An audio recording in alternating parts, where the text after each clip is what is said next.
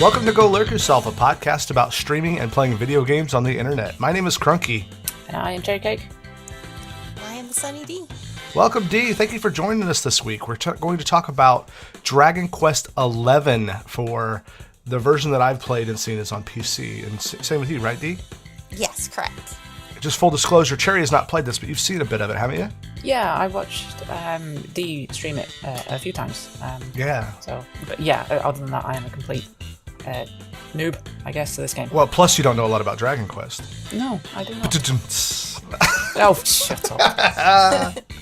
For those who don't know what Dragon Quest is, it's a long-standing series of video games, RPGs out of Japan that date back to the, I want to say, mid-'80s. I played it was called Dragon Warrior initially in the US on NES. Dragon Warrior 1, 2, and I think 3 was even on the NES. And I'm not sure exactly when it switched over to Dragon Quest, but I have not played the game in decades, and I was not interested in Dragon Quest XI at all until I read some reviews. Dee was looking for a game to play before Tomb Raider came out, and I said, have you heard of this Dragon Quest game? She goes, no, and I go, well, you should look into it. It looks like something that you might be into. It reminded me of traditional JRPG, and there was a game that Dee really liked to play that was an RPG, real cartoony. What was that one called, Dee? Ni no Kuni? Yes, Ni no Kuni. Oh, I love that game. Yeah, it reminded me of like a less Pokemon-esque version of Ni no Kuni that was my impression from watching the reviews.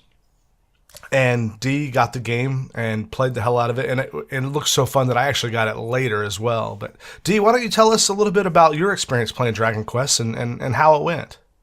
Oh, it's been great. I'd say I'm like 30 hours in the game, and I don't feel like I've actually really even scratched the surface.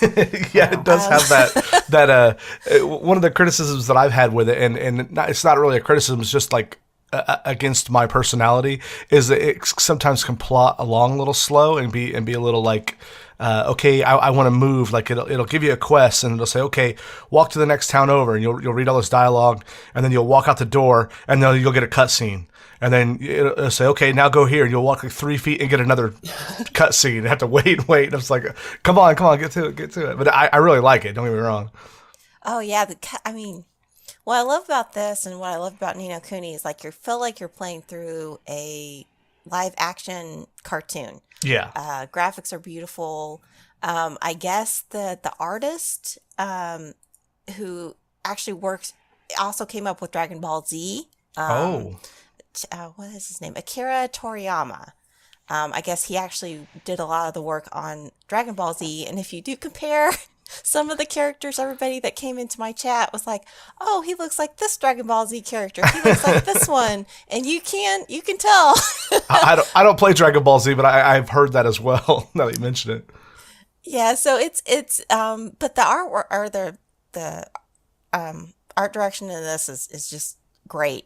And what I love is that even like the enemies are lively and everything's very colorful, and they're even happy. Yeah, they have the funniest. They have funny names and funny looks in their faces, and like who are the little goblins? What are they called, Dee? Oh, I don't. They have remember. The bow and arrows. They have some funny name, but they look like cartoonish villains. So you'd see on like a early morning kids show. I do remember watching D when she was streaming it, and you came across some enemies, and you felt bad for killing them because they look so cute. I did, because I guess the most popular enemy from what I've seen is everybody loves the little slimes, and the enemies like two little eyes and big happy smile. Those slimes were in Dragon Quest or Dragon Ball, or not Dragon Ball. They don't listen to me. They were in Dragon Warrior 1 and 2. Like they were famous starter enemies. When Zelda 2 had the little slimes that didn't have the tip at the top came out, everyone accused Nintendo of plagiarizing Dragon Warrior. Oh, yeah, because they were real close. Final Fantasy and Dragon Quest were real close together coming out, right? Yeah, but I was talking about Zelda 2. You remember in Zelda 2 when you have the side scroll, there's the little slimes that jump around? Oh, yeah. They look almost exactly like Dragon Warrior 1 and 2 slimes, except for they don't have Dragon Warrior has like a little bit of like a tip to them, like a teardrop would. Oh, yeah. Which came first, though? I'm pretty sure Dragon Warrior came first. You know what? I don't know. I don't. Well, Zelda. It was in Zelda 2, so I'll have to look that up. But yeah, the enemies are great in it. It's so funny. I was fighting this big old spider last night, and Cherry wouldn't have liked the spider, No. but he was even kind of cute. No. And he was a big boss. Oh god. He was evil though. Can you explain a little bit of the story to this one? Because I knew nothing about this. Yes. The story kind of starts off with, you see this family is running away from this castle. It's being attacked by all these monsters. And you see this mother running away with this baby. And all of a sudden, the mother's gone. The baby's floating down the river. And this person finds him. And, all of a sudden, you were this baby and you've grown up. And you've got... Twist. Is this the Bible? Yeah. Is this what? Is this the Bible? Is this the Bible? No.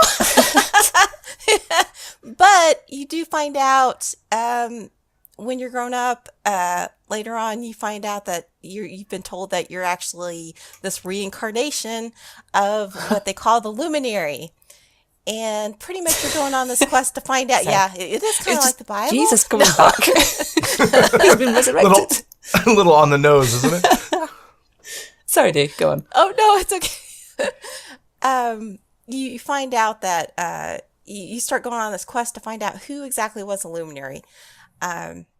He was a famous hero that saved this particular land from a great evil, of course. It's kind of a typical fantasy story.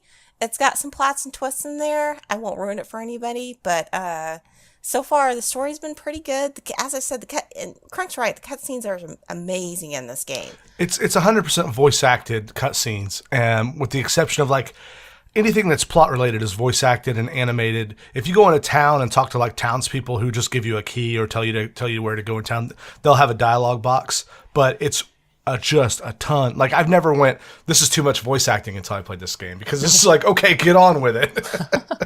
Also on that note, I noticed the accents that were being used as well, which were quite funny. They're very, very like stereotypical. Yeah. Some of them are British, but it made me laugh. They're really well done, but it's just a bit OTT. Right. Well, and I think that kind of fits the genre, like what they're going for. They're going for like prototypical fantasy genre. So, of course, the accents are going to be exactly the thing that everyone would think to put in it. Yeah. I was just doing a little bit of research, and this was originally developed by by Enix before Square and Enix joined. Oh yeah. So Enix made this one in '86, and it was actually inspired by Western fantasy. So I thought that's kind of interesting. But I'm sorry, Dee, you were telling us about the story. Oh, no, that's okay. What was it? I lost my train of thought there. But the voice acting is great in this. I actually do. I mean, I guess I can understand that your hero does not have a voice, and I could see why they would kind of want somebody kind of be that person imaginary. But I do wish he actually did have a voice. The one complaint I do have about that is because, like Ni no Kuni, your main character had a voice and you kind of got his feelings through it. I do kind of wish they had done that. I think when I don't know specifically if this is what they were targeting, but when I've seen that in the past and like creative directors talk about it, it's because if that character has a voice, that's a barrier between you and that character. You are not that character. But if he doesn't have a voice, you're basically filling in what you think he's saying with what you would say in that position. And it's a way to tie you into that character. That's why Miyamoto has famously said Link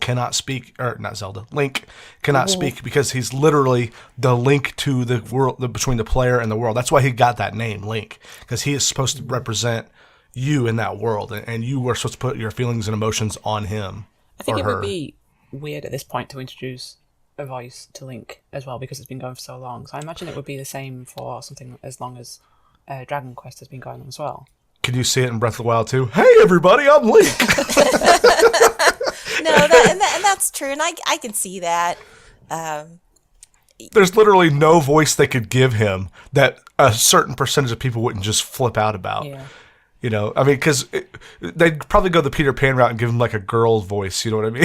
Oh no.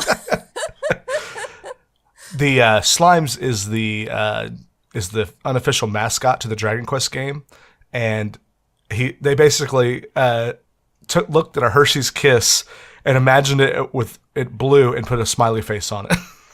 Oh wow! Man, you guys are never going to look at that. Exactly. They say in Japan that the slime holds the same level of fame as like Pikachu and from Pokemon and Chocobos from Final Fantasy. Am I saying that right? Is it Chocobo or Chocobo? Chocobo. Yeah, I say Chocobo. Okay. But each to their own, Crunk, don't worry. Yeah. Well, you got to remember, I played several Final Fantasies without ever hearing anyone say the word out loud. I only read it on the NES. But there's a basic blue slime, but the most popular version is the king slime. He's a bigger slime with a crown on his head. Yahoo! Ooh, and there's a slime knight, a green version, being ridden by a small knight. Oh, do you have to find them? I will find them. Ridiculously cute. Oh, I do like. There's some enemies actually. I wonder if you can ride, because there's some enemies that glow like gold. And you can actually ride, if you beat them in battle, you can ride the enemies. Like I rode a bee last night, a flying bee. Oh, wow. Cool. And I rode in a robot suit. A robot suit? Wow. Yeah, because there's certain areas you can't get to Okay. by foot. Like the bee let me fly over water, and I got to like chests and certain I call them sparkly spots, to get items. In the world, there's like, sometimes you can find like seeds by trees. It'll just be like a little sparkly place on the map, and you click it, and you're like, you found a seed.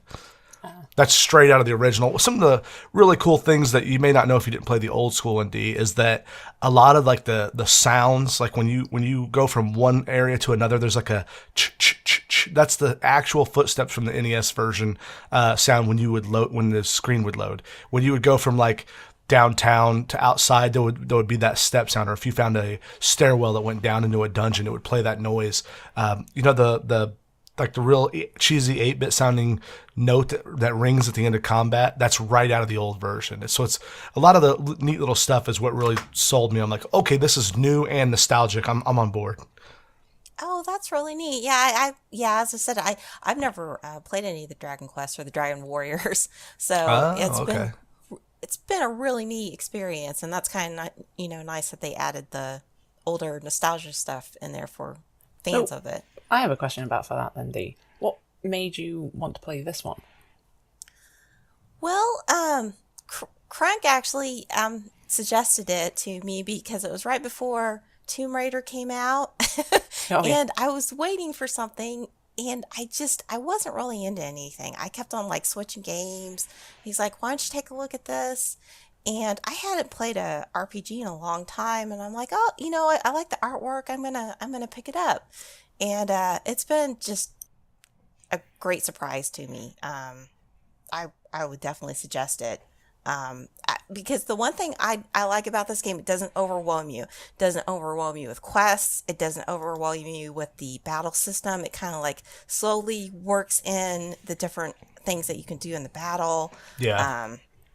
So I've just been enjoying it because you just start off with your hero, and then you start, as you go from town to town, you start collecting your different characters that you can add into your party.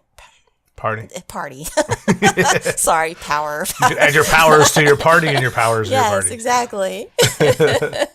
I agree that it's not overwhelming, and it's just the right amount of linear and open world. Like you can go anywhere you want, but like to progress the mission, there's really only one or two things to do. And they do the old school RPG thing where you go out of a town and you can go directly to where the story's telling you to go, or you can kind of meander around and find some like optional stuff. There's a crafting system in the game, And in order to make some of the more exotic stuff, you have to like explore a bit and find, it rewards you for exploration, but it doesn't require it. Some of the problems that I have with, and I've probably said this in the last couple episodes now, but with like modern games like Witcher 3, is I just get so overwhelmed with what the hell am I supposed to be doing now? Oh yeah, that was 15 quests ago. I don't remember what the hell, where the story's going. Yeah, and exactly that's why I haven't really, like, some of the open world games like Witcher 3 and Fallout, I get too overwhelmed and then I end up just quitting. I'm like, I can't. There's so much. And yeah, you take a break for a few days, you come back, you're like, wait, now what's going on? And you're totally unimmersed at that point. That brings me up one of my favorite things that I saw that this game does that I didn't realize is when you boot up the game, like let's say I haven't played it in 3 days. When I boot up the game today, what it's going to do is it's going to give me a story recap of where we are as it's loading. Like it puts it in text. On the last time we saw our adventurers, they were doing this and they had learned this and now they're on their way to do. And I was like, oh God, that's so simple but so genius. You know what I mean? It gets me right back into the story immediately. It tells me where I'm going right off the bat without having to do like a quest log or, okay, I'm in the town, I got to go talk to the last okay, this is the last NPC I remember seeing. And on the map, they always highlight where the NPCs are in the big towns. Because I don't know about you, Dee, but I was pretty impressed with the first town you go to is huge. oh yes, it's like, and of course I loved it because it was a big castle. Yeah. This huge, beautiful castle. Well, And you go there and you think, well, this is going to be the major hub town for the whole game. Nope. You're just there for a couple quests and then you're off to the next area. and you come across some just like there's beautiful cities in this town. I've gone out to one where it's in the desert, and all of a sudden you come across it and it's just it's got a beautiful castle in it too. Just kind of a different version of it. This game's got castles and dragons. I know it does. I've come across a dragon. That dragon that was down underneath the first castle, what'd you think of it? It looked a little like the knock about this game is it's a little cartoony and a little on the nose, but it's like bedtime story fantasy come to life. Yes, and that's what I love about it because it doesn't take it. What I like about this, it's got some humor in it too. Yeah. So it kind of fits it because it doesn't take itself too seriously. Sometimes the story can get really deep, and trust me, it's like I wanted to cry. Like last night, I wanted to cry. Yeah, it was funny. It's like, I'm not gonna cry, guys, because I was streaming it. I'm not gonna cry. So I found this list on a website called Screen Rant of like little known facts I thought would be fun to talk about, but this is where I got all these. When the original Final Fantasy was released in 1990, it contained a reference to the original Dragon Quest that some might consider an insult. In the town Effelheim, there exists a gravestone that reads, "Here lies Edric, 837 to 866, RIP." Edric was the name of the protagonist of Dragon Quest 1. Oh, no way. Because, a lot of people don't know, but Dragon Quest and Final Fantasy were two different companies, Squaresoft and Enix, before they merged in, was it the early 2000s? So they were in direct competition. And while Dragon Quest was huge in Japan, it never saw like the big international success that Final Fantasy saw. So that was kind of their little playful banter in the mid-'80s. It was a sick burn, dog. I have a question about this, actually. Because obviously Dragon Quest started similarly styled like Zelda. I imagine it was like a 2D kind of top-down adventure RPG, right? It's more like Final Fantasy in my book because... I mean, style-wise, it's like 8-bit or 16-bit, that kind of thing. Yes. So when did it make the transition to being a 3D open world? I have no idea. I haven't played one since like the late 80s. God damn it. You should know all this, Krunnky. Yeah, I know. I should. I really had lost track of it. A couple of years ago, I was in GameStop when the PS4 was new, and there was a Dragon Quest Builders, which was like a spin-off game. Think like, and it was 3D. Think like a fantasy game, but instead of running dungeons, you're running a town, and it was like had a little bit of a Minecraft feel. You had to build your town and shops and manage the town. And I was like, ooh, that looks interesting. And I downloaded the demo and I played it for like 30 seconds. I was like, nope, not for me. Like it didn't grab me right off the bat. It seemed a little bit too town maintenance-y for me. You know what I mean? More of a sim game. Yeah. Where they added in this other stuff. In order to have it carry the Dragon Quest name, you had to go off on these like really cheesy adventures every now and again, and it just did not work for me. Well, at least it wasn't like one of the mainstream games, I guess. Otherwise, it may have hurt their brand at some point. Exactly. I think that's why what I've read when I saw some when I was doing some research before recommending it to D, I had read that this 11 version was kind of a return because they have a MMO for it, a Dragon Quest MMO, I believe. Like it was had more MMO online functionality, and it went away from the traditional single player RPG where there's a story and it's all very what you expect. And this one was a return back to it. And I think they said the last one that people really remember fondly is in that tradition was maybe 7 or 8. So it's been a while. Yeah, it's probably been a decade since one that was universally praised. Like this has got an 86 on Metacritic, and that on the PS4, and user score of 8.5. And when critics and users meet in the middle, that's usually a pretty good sign that it's universally loved. Yeah, it was number 1 on Steam for a while until Tomb Raider and everything came out, and I think thing that kind of worked against this one, Dragon Quest, is that it came around almost with Spider-Man too. Yeah, exactly. A bunch of big games, and this is I think it's only on Xbox One. I don't even know that it's on Xbox One. I think it's only on PS4 and PC. And I think one thing that hurt this, like you said, it came out against those big releases. Plus, it's an RPG, and there's another Tomb Raider came out like a week later. So a couple of big IPs just really buried it, and it sucks because I've read an interview with the people at Square Enix. I don't remember exactly who, where they're like, the game has to sell a certain amount for us to consider bringing, what do they call it, importing the next one. It all depends on Dragon Quest 12 in the U.S. or internationally depends on how well it does, how well Dragon Quest 11 does, and they weren't saying good things about it in the interview. So here's hoping it sells better. Yeah, I hope so because. I don't know. There's just something about this game. They did a great job with cutscenes, and I guess I haven't gone too much into the battle system.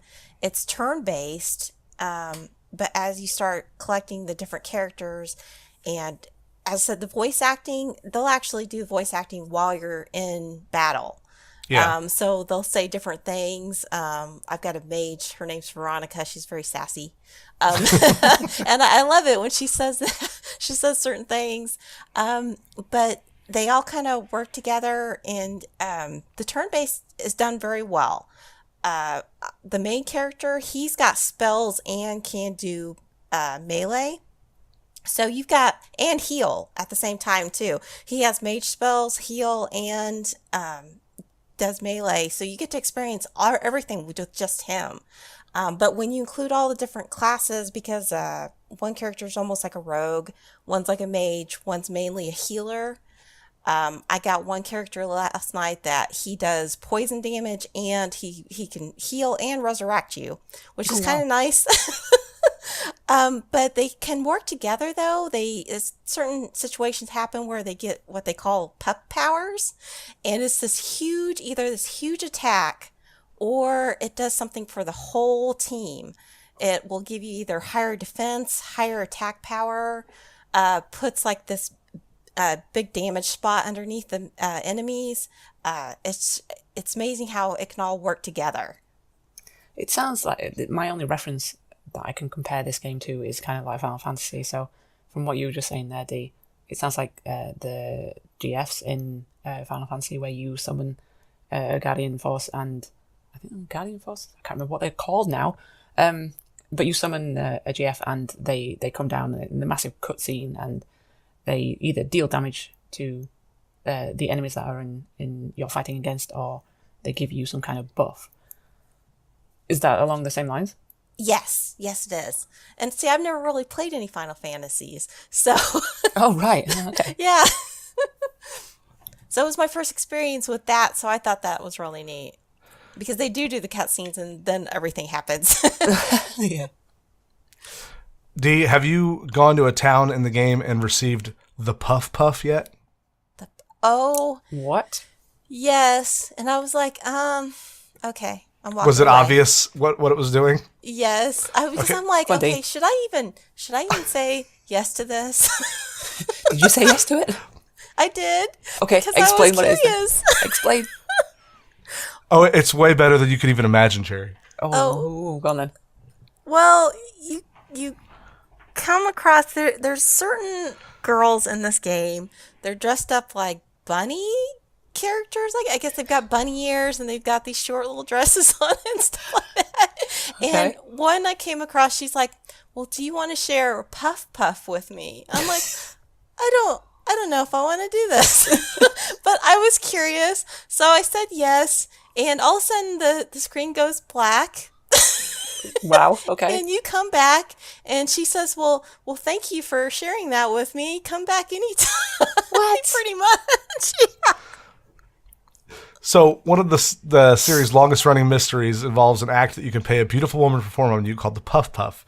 Now, you got to remember, this game's based out of Japan. They have a little bit different culture there. Throughout the Dragon Quest games, the player would encounter women in towns who would proposition them. They would ask to perform a puff puff on the player in exchange for gold. If you paid for the service, then the screen would go black, text would appear suggesting that something quote-unquote sexual happened. The scenes were generally cut from the Western releases of the games, but not their remakes.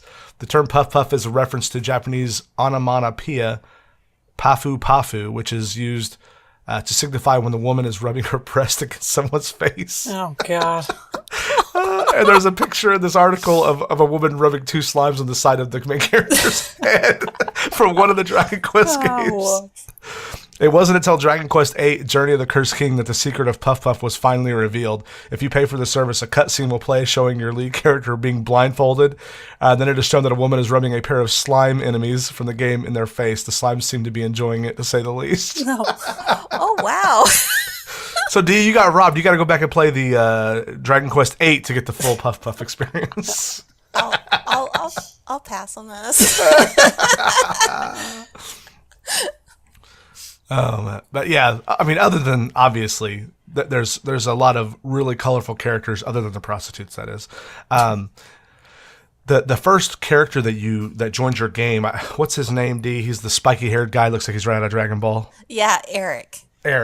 And he's what was his accent? What dialect do you remember? Cherry, seeing that character, the blue haired guy, the younger guy. No, not off the top of my head. I think that's the one, Cherry, you said he's actually, we did look it up because it almost seemed like he was trying to do a Western accent, but he was actually British, and it wasn't quite right. Yeah, it wasn't quite either one. It was like he's like Southern California surfer dude from England. Yeah, it was really strange. But I don't know, because he's the only character I've had in my party. I don't have as many hours, and this is D, but he actually is captivating to listen to him talk because he's so otherworldly. You know, it's like it doesn't remind me of anybody. So I think that kind of stuff really works in a video game to take you to a faraway magical land. You know, because you can't relate him to anybody other than that he looks like he's out of Dragon Ball, which I've never seen, so that doesn't bother me at all. Yeah, that's true. Everybody's like, oh, I can't remember what character they said he looked like, but he's like, look at their hair. I'm like, okay. Well, and he's got the anime spiked hair, you know, but it all moves. It's not static. It all flows independently. So the game's deceptively high res and high detail. I was playing it on the 4K TV in here, and it'll play at 4K, and it looks great. The only problem is that on the PC, there's some volumetric effects, like down in that dungeon where you rescue him, that my PC could not handle in 4K. It started to crap out, so I had to turn it back down to 1080. But it's ran. It's surprisingly smooth. You can run it in 30 frames or 60, and I prefer to run it in 1080 60 because it just is so fluid. It has a lot of exploration, like we talked about. Even in the towns, there's speaking of ripoffs, there's pots that you can find in houses and break them open and get items out of them. And there's a lot of jumping puzzles, and if you climb up certain ladders, you can walk across ropes to other inaccessible parts and find treasures up there, gold and whatnot. Almost every town you go to has an upgrade in it. You go there and there's a guy, just a straight merchant who sells swords and shields. That's very traditional RPG. There's not a lot of that I've ran into in my short playtime, a lot of gated content where, you know, the very video game thing where you walk by a cave and they're like, you can't go in here yet. Yeah, you need this item to get in here. Exactly. You need the hook shot to access this dungeon. That's exactly what came to my mind as well. Well, because it was the most overused thing in Zelda. Yeah.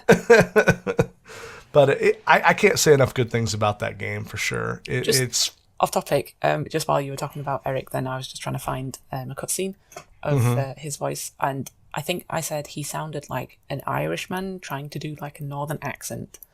Oh, okay. Oh, yeah, that was okay. Yeah, sorry. So it's a mix of Ireland and northern UK or northern England. Or like an Irishman trying to do a generic English accent. There's just something weird about it. That's all. A little off. Yeah. And now, see, that might be something that Dee and I can't, because we don't know the dialects there. We're not accustomed. We can't pick it out. But here's another fun fact: Dragon Quest has officially crossed over with both Mario and Final Fantasy. In Dragon Warrior 3, a new minigame was added to the series. It was a reference to Pachisi, which is essentially a huge board game where characters move across the board. You roll dice and move. Does this sound familiar? And it's essentially luck whether you found the treasure or had to fight monsters, and became really popular among fans that returned later in many other games, and was inspired Mario Party. Oh, yeah. Which I thought was pretty interesting. Oh, that's interesting. They even said that the Dragon Quest had a game link on the DS, or on the Game Boy, and that you could trade with other players, and that was the inspiration for Street Pass on the 3DS. Nah, that never really took off though, did it, Street Pass? It did huge in Japan. It just didn't take off in places where people were more widely open. Like Molly Street Pass everywhere she could go. What they did, I don't know if they did it in the UK, but in the States, it was popular with really young kids. They had almost every McDonald's had a Street Pass machine in it. So even if you went through the drive-thru, they would get a Street Pass with the last 5 people that had gone through the drive-thru. So like, we don't have a lot of popular mass transit here where there's a lot of people getting on a train or whatnot, or a subway in where I live. But there's a McDonald's almost every corner. Yeah. So you could just drive by. Like, I remember when Molly was younger, her going, "Dad, can we stop at McDonald's?" And we would just go park in the parking lot for like 2 minutes, and it would click off, and we'd leave. Fair enough. As far as I'm aware, we didn't have anything like that. But gotcha. From the sounds of it, McDonald's at your country is probably a bit more common than ours, I guess. Yeah.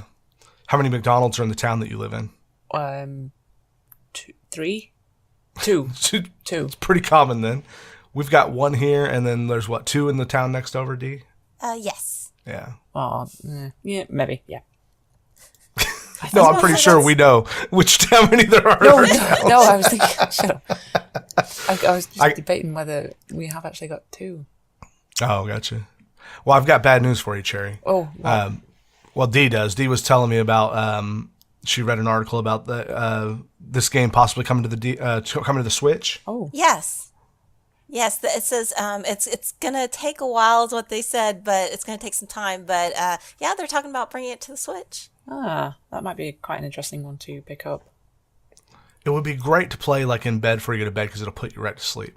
Speaking from experience. Yeah, it's. I was thinking about it the other day, and it's not an incredibly boring game. The combat is turn-based, which I enjoy. It's fun. It's it's got a little bit of a grinding in it, but I think it's the music. The music is so fantastical, fantasy based, like it's sweeping and epic, but it's when you're in a town, it's just the same song over and over and over again, and it's very soothing and very relaxing. And then next thing you know, you're waking up going, "Wait, where am I? What happened?" Yeah. I know that feeling. I've done that a few times this week with Hollow Knight, and just got that for the Switch. It's funny that you mentioned Hollow Knight because that's another game that sold me primarily on its sound design. Yeah. I remember you telling me I streamed Hollow Knight on PC a few months ago, and you tend to watch or listen to my streams while you're at work, so you don't necessarily see what I'm playing, but you hear what I'm playing. And yeah, what I do is I set my phone like underneath my monitor, and that if I'm waiting on something or I'm in the middle between doing things, I can watch for a bit. But sometimes something will come up and I'll have to take care of it. So I'll have an earbud in, I'll be listening and just glance down every now and again. And while I was doing other stuff, I'm like, you were fighting one of the bosses that had like 3 or 4 sayings over and over again. Yeah. But that with the music, I'm like, okay, someone really spent some time designing the sound so everything fits together, and like I really didn't appreciate it fully until that viewing or that listening, I guess you would say. Yeah, it's I again, similar to you. I think one of the things that brought me to the game was the sound design of it, because it's really cleverly done. Because there's like an overarching theme within the music itself, but it varies ever so slightly from different places, areas to area, but you still have the same kind of theme, but there's like just different little touches on it. So it's I don't know how big the production company is. Weirdly called Team Cherry, I think, as well. Yeah, I know they're not huge because one of the things I read in the review was you usually don't expect a game with this amount of level of detail and polish and quality design from a team that small. And they like a lot of people were like, this is a company to look out for, because if they grow and manage their growth well, then man, they're gonna be something special. Yeah. Have you played it, Dee? No, I haven't played it. To be honest with you, I think I would get kind of mad. Oh, I got mad with it as well. Don't worry. Because the platforming in that game, oh man, I'm like, you and Krunnky both impressed me with that, because I was like, I don't know, I don't think I can do it. It's funny because it's a little bit of a throwback. It kind of reminds me of, it reminds me more of Metroid than Castlevania. A lot of people call that series Metroidvania, but this one specifically, because it's got a lot of verticality and backtracking. If you've ever played Castlevania Symphony of the Night, it's definitely it has some verticality, but it's not as much what do you call it? You don't have to use like air dodge maneuverability. That game you've got to learn skills that let you dash across the level and then use like some really sophisticated jumping mechanics to do some of those things. Yeah. What is the name of that new game that kind of looks like that but lower res? Oh, Celeste. Celeste, yeah. Celeste looks like an even further along version of that. Yeah. Like, it's more about the art of moving than it is combat. Yeah. Yeah, that's another one I think that's on my list to play, actually, because I saw when it came out, a lot of the people that I follow on Twitch were playing it. So it seems like quite a big indie hit. Oh, I've heard that one's great. I also, I was watching Chichen, our friend Chichen, play The Messenger. Have you seen that, Cherry? No, I haven't actually seen any gameplay of it, but I know of it. Oh, it's really neat because it switches from 8-bit to 16-bit. Ooh. And it's almost like a puzzle too. You have to figure out where you need to switch. And it's supposed to be sort of like Ninja Gaiden, but a little bit, it's not as harsh. All right. It's more puzzly and less unforgiving, I think, as Ninja Gaiden was. What platform is it for, Dee?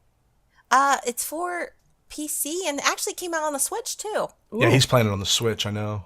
Ooh, okay. That might be on my to buy list. Yeah, look at reviews though, because there's something about it that's like, it doesn't have quite, like, don't expect Hollow Knight. It doesn't quite have that level of polish, I don't think. The reviews I read, and I think listening to Chichen talk about it, was like, it's a good game, but make sure you really know what you're getting yourself into when you get it. Actually, speaking of polish, there's some issues with Hollow Knight on the Switch. Are there? Yeah, I recently last night actually I was playing it and I came across an area that I had a massive frame drop on, and it was it was really difficult to navigate around because the area is like it's like this big hollow cave area with spikes on top and bottom, so you have to use one of the abilities to fly across the room, but you fly across the room and then you hit a wall and then wall jump up and around, and there's loads of like in-air movement that you have to use to get across this chasm, and it just seems like the Switch can't cope with such a big area at once. So yeah, if you're hitting a button while that freezing's happening, it doesn't count the input, and then you fall to your death. Yeah, it took me like the best part of like about 10 tries to get through it, just simply because of the frame rate drop. But that stinks. Yeah, it does kind of stink. But that's the only area so far that I've come across that has suffered. So fingers crossed it's not like a recurring thing. Right, it won't be every other level or something, hopefully. Yeah. How far into it are you before you saw that? I think I'm on like the maybe fifth or sixth area, so not so right. You're at 10 hours maybe? Yeah, I would say about 10 hours, yeah. Yeah, that's about how far I am in the first my first playthrough. I have a real hard time finishing games these days. It's just like, I like it, but now I'm in the mood for something new. So I'm reading this article on Forbes about Dragon Quest 11. The Switch version that they have announced is called Dragon Quest S. And the S stands for 3 different things: Switch, Special, and Speaking. with the letter of the Switch version, it will include voiceover dialogue for the game. For anybody that knows the history of Dragon Quest in Japan, this is a big departure, as the game is not normally known to feature voiced dialogue. So that means all the parts that are text will have voiceover. That's the way I'm taking it. Is that not what is in right now then? No, it says anyone who's played the Western version on the PS4 PC knows that it has fantastic localization, which includes a new voiceover track. But this seems that the Switch release will have something completely new and similar, but like more expansive. Yeah, that's interesting. See, this article compares it a little bit to Xenoblade Chronicles 2, which Xenoblade Chronicles 2 is more sophisticated, I'd say, in both story and combat. Like, I really like Xenoblade Chronicles 2, but it is not for the faint of heart to learn these combat systems. But it's not, I don't know, I'd say it's not quite as cartoony and traditional. It's more abstract and like otherworldly. Would you say, Dee? Yeah, I agree. It's not quite as cartoony. And also the combat system. I watched you play that and I was like, nope, I'm lost. I'm lost. You got into playing it though, didn't you? Oh, no. I actually played Xenoblade, just Xenoblade Chronicles, the first one. Oh, right, okay.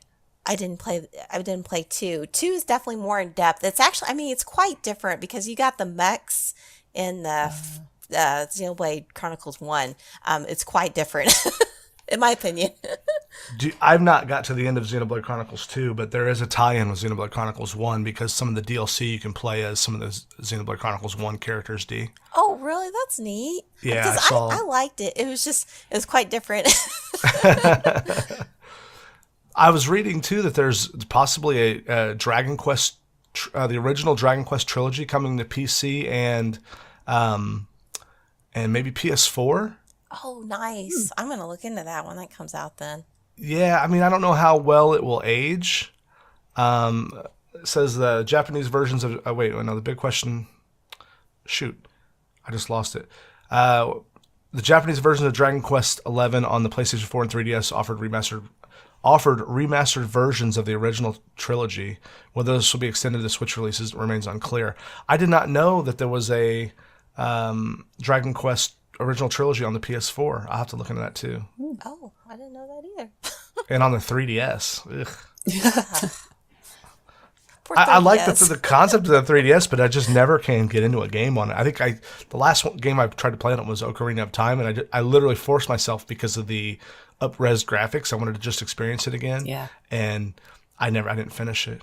I think the only game that I played on the 3DS was one of the Mario platformer games. Can't remember what it was called.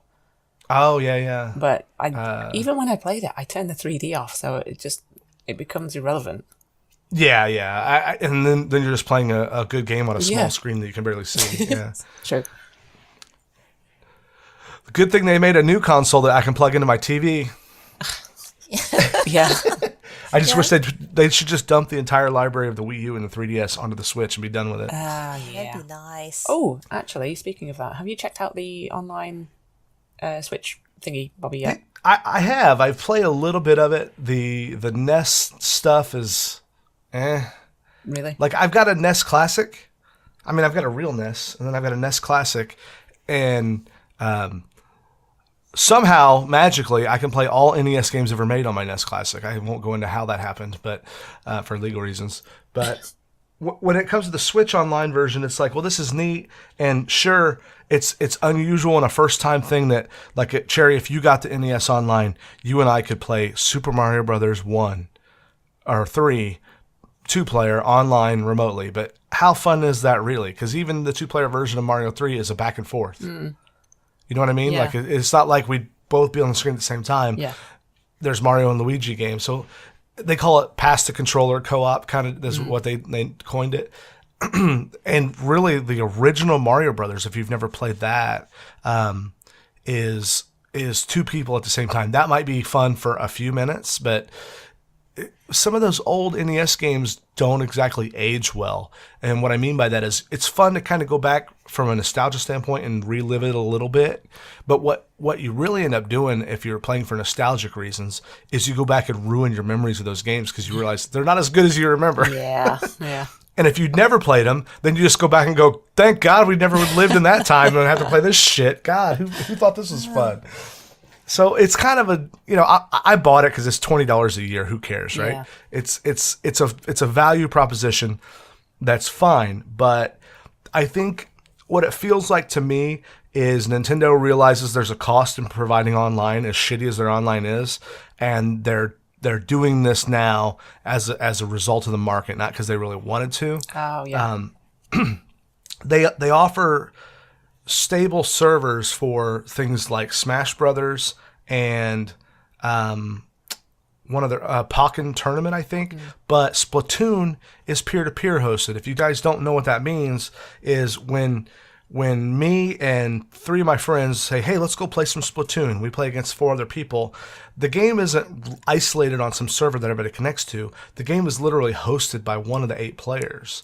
So that leads to an inferior... This is why I don't play Splatoon much, is because it leads to an inferior play, because whoever is hosting has a huge ping advantage to you. And there'll be times in Splatoon where I'll get to jump on somebody and I'll unload a clip into them. Well, a tank full of Splatoon juice, whatever the hell paint that they use. Huge. And, yeah, they'll turn around and kill me because on their screen I was there so much later than them and it counts their bullets first. And if you played a lot of online shooters, like we've all experienced this, talked about it in PUBG before, or Rainbow Six, that Splatoon is just one of those games where that was felt over and over and over again. I mean, that game you get a paint roller, and literally you just roll over a person. You just run up on them and paint them on the ground, and they pop like a balloon. It's funny. Paint goes everywhere. Well, if your ping is such because of the peer-to-peer, you can run up on a guy, hit them, and stop. They turn around and shoot you and kill you. Oh, man. I mean, D can probably tell you some of my most embarrassing rage moments were before I ever, got on Twitch and talked to you, Cherry. I used to play the Wii U version of Splatoon down in the living room, and I would rage so hard. No, oh, he'd get mad. Oh my gosh, he'd like, okay, he's like, I'm done. He'd walk away real quick. Because it's just so frustrating, that you're playing the game well, you're learning the tactics, and ping beats you every time. Yeah. There's nothing you can do about it. Anyway, but so my review of the online is that if you temper your expectations, like you've got your cloud saves, they confirmed that cloud saves work for 6. If your subscription lapses, there was a big fear that because they didn't spell it out correctly, that your cloud saves are just going to disappear. They're going to be deleted immediately. There's a huge, outrage for clicks moment on YouTube. I'm sure there were some real outraged people, but the Nintendo clarified they'll keep it for 6 months, just like Sony does. So the cloud saves are nice. The ability to get these free NES games to play co-op with friends online.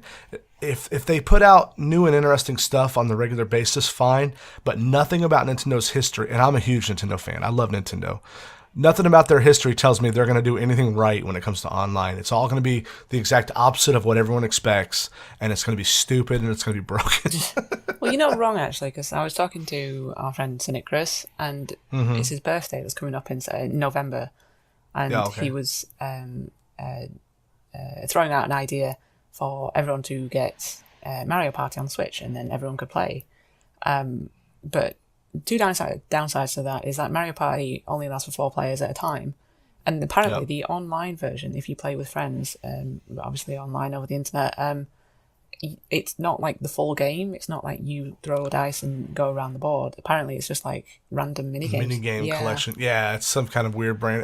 And that's Nintendo in a nutshell. I mean, if you take it all the way back, like a lot of people, like a lot of our friends that we talk to online and on Twitch and stuff, they're passionate Nintendo fans that hate some of the stuff they do.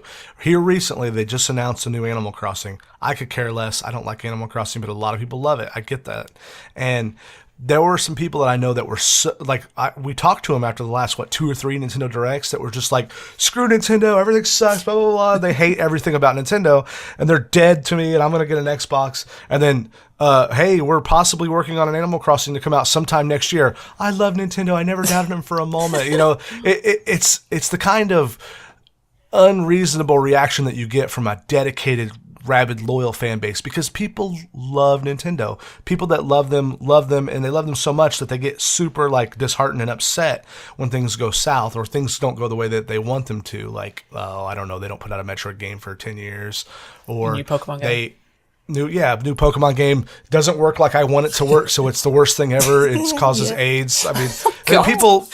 I've heard people say stupid shit like that on Twitter. Like the new Let's Go thing is basically Nintendo's a slow moving dinosaur. The Pokemon Go explosion and popularity thing was what, a year and a half ago, right? Mm-hmm. Uh-huh. Nintendo started working on the game then, and it's almost done. You know, in order to make a big, massive game that ties into Pokemon Go, they had to start that mother 2 years ago. It's about to come out now. Well, the fad died off. Nobody wants this. Everybody wants a mainline Switch version of Pokemon, which I guarantee they've been working on behind the scenes for 5 years because it takes them forever to put these games out, right? So in the meantime, they're like, well, we're going to put out this Pokemon Go game that we've been working on. And everyone's like, pitchforks and torches. We don't want this. You know, you guys are ruining Pokemon for everyone. So they had to like come back and go, no, relax. Because they're reasonable adults in the room that understand how games design. They just assume everybody else is. Nintendo has their entirety of my lifetime. They've been focused primarily this is my impression anyway, primarily focused on the Japanese market. Most everything that they do, Street Pass, works in Japan because everybody's on top of each other riding subways everywhere, and it's just a natural part of life. All their technology, when everybody else was going bigger, beefier hardware, Nintendo was going GameCube, smaller, Switch, little bitty disc drive thing that sits on your entertainment center. Because in Japan, electronics were getting smaller and smaller and smaller, where the rest of the world they were not. So if you look at the history of Nintendo, I remember the first time I remember hearing friends of mine, in I'm talking elementary school, have you seen the new Zelda game? It's not at all like what I want. And I'm talking about Zelda 2. Zelda 2 was a complete departure from what made Zelda 1 amazing, and everyone hated it. And then now people, like I would say, that's still the redheaded stepchild of the Zelda series. Yeah. Then they came out with Ocarina of Time, Link to the Past, which was a return. Everyone loved it. Then they made Ocarina of Time, which was a big gamble. It went away from what made Zelda Zelda. It was a 3D. Well, it was so good. It was undeniable. People loved it. And then they quickly rushed out using the same assets, a sequel to it in Majora's Mask. That was basically a Ocarina 1.5, if you will. Then Nintendo likes to do different stuff. They never like to make the same game twice if they can help it. As much crap as they take for being the same franchises over and over again, they really don't. If you really look at the history, they're always trying to introduce new elements and new things into their games and keep it fresh. So what came after Majora's Mask? Do you remember? Twilight Princess? Nope, Wind Waker, which is a cartoon. And this is when I learned this lesson. This was like early 2000s, right? They showed in 99, I think, or early 2000, they showed a hype reel at E3, which was the natural evolution of what a Zelda game would look like after Majora's Mask, which was a still cartoony but somewhat realistic looking Link and Ganon fighting. And I was like, yes. And then they showed a playable version a few months later, and it was a cartoon. I'm like, what the hell happened? They're making a game for babies, and I remember being very upset by it and like writing Nintendo off. And I'm not gonna be a Zelda fan anymore. And it turns out it's one of the best experiences out there as far as 3D Zelda games. Have you ever played that one before, Cherry? Wind Waker. Yeah. Yeah, I remember playing it and not liking it. Yeah, I played it on the GameCube at a time when I was working a ton of hours and I kept falling asleep while I was trying to play it. But when the Wii U remake came out, the HD remake came out a couple years ago, I played through the whole thing, and it's one of my favorite. Like, once it clicks for you, you understand like what they were going for. This epic, feeling, this epic adventure feeling was very well done. But I could go on and on about Zelda. Yeah, it kind of reminds me of. I had the same feeling towards Final Fantasy IX when that came out, because going from 7 and 8 was particularly focused on like the realistic looking style, and going down to 9, they went back to like chibi characters, and I was not impressed. So I never played it because I hated the style of it. But apparently, you like the look of it. Yeah. Apparently, it's got a really good story. But I know I will never play it just because of the way it looks. Maybe one day when you're bored and you're like, maybe I'll give it a try. That's kind of what happened with me with Wind Waker. Like I was put off by it, but then as I got a little older, I was just like, Actually, one of the things that got me excited about it is I thought, man, my daughter at the time was probably 7, 8. I thought, what a opportunity for her first Zelda game to be a polished up version of Wind Waker. Because in my mind, it's a damn kid's game, right?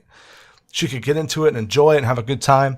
But no, she played it for 5 minutes. It's like, no, Dad, I don't like these kind of games. Oh yeah, she was not going for that. She was not happy. She won't play a Zelda game for anything. But I don't know if I've told you about my daughter before, Dee. Have you ever met her? No, I've never met her.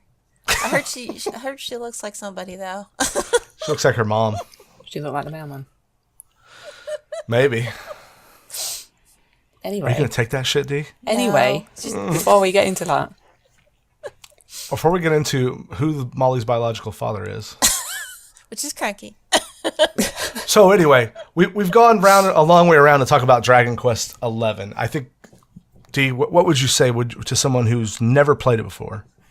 I would say definitely give it a go. I think if you're looking for something different to play, if you just burned out on games just in general, if you want something different, I would definitely try it out. It's playing through a cartoon with a great battle system, a quest system, something that's not going to overwhelm you and ease you into it, and has a very nice story to it. Yeah, I would liken it to an easygoing book. Like, if you want a really interesting story and a really unusual combat system, and you want something that's going to blow your mind and be unexpectedly awesome, play Xenoblade Chronicles 2. But if you want something that's like, I want my meat and potatoes, I want my RPGs to be linear, epic story, cheesy dialogue, fine, is okay, but it's traditional, and that's what I want. I want to fight dragons with a sword and a shield and have a mage character, and maybe be surprised a little bit on the way, but mostly know what I'm getting myself into. Dragon Quest XI is absolutely that game. I will say, if you're on PC, wait for a sale if you're not 100% sure this sounds like your thing, because it is $60 right now, and I strongly recommend paying for good games full price, because it really supports the industry, and those people do a lot of hard work, and I want to support it. But as a recommendation, if you don't know you love this kind of RPG, if you like classic RPGs, this is for you. But if you don't know you love this, look at some reviews, make an informed decision. But I would highly recommend it to anybody who wants a traditional RPG. What about you, Cherry? Would you recommend it based on what you've seen? So you haven't even bought it, so you're not sure yet? Throw me in at the deep end. I've literally seen Dee play it twice. I know. From the look of it, from the style of it, it looks like a really fun kind of game. If you like RPGs and that kind of thing, it looks like something that you could really, really get drawn into. So, yeah, I guess from what I've seen, I would recommend it. All right. Well, that's putting us at about an hour. So, Dee, thank you for joining us this week. Well, thank you guys for having me. You're always welcome to join us, especially when you play the game that we're going to talk about. Usually helps. Deal. Cherry, thanks so much for being here as well. No problem, dude. Dee, how can we reach out to you on Twitter? I'm at the Sunny Bee. And you're on Twitch, the same address, right? Yes, correct. DEE? Yes. What about you, Cherry? If you guys want to get hold of me, you can get me on Twitter. I am at cherrycake518, and I am also on Twitch, twitch.tv/cherrycaketv. And what about you, Krunk? I've never been on the internet before. I don't know what you're talking about.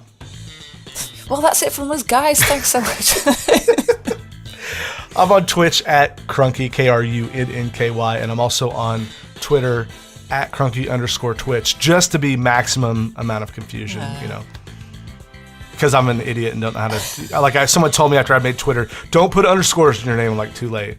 But I don't know anything. But have you guys heard about this Bowsette thing? Yes, but that's a story for another time. Oh, we've got to go. All right. So look forward to hearing all about Bowsette next week when the meme is completely dead. You guys have a good one. Bye. Bye.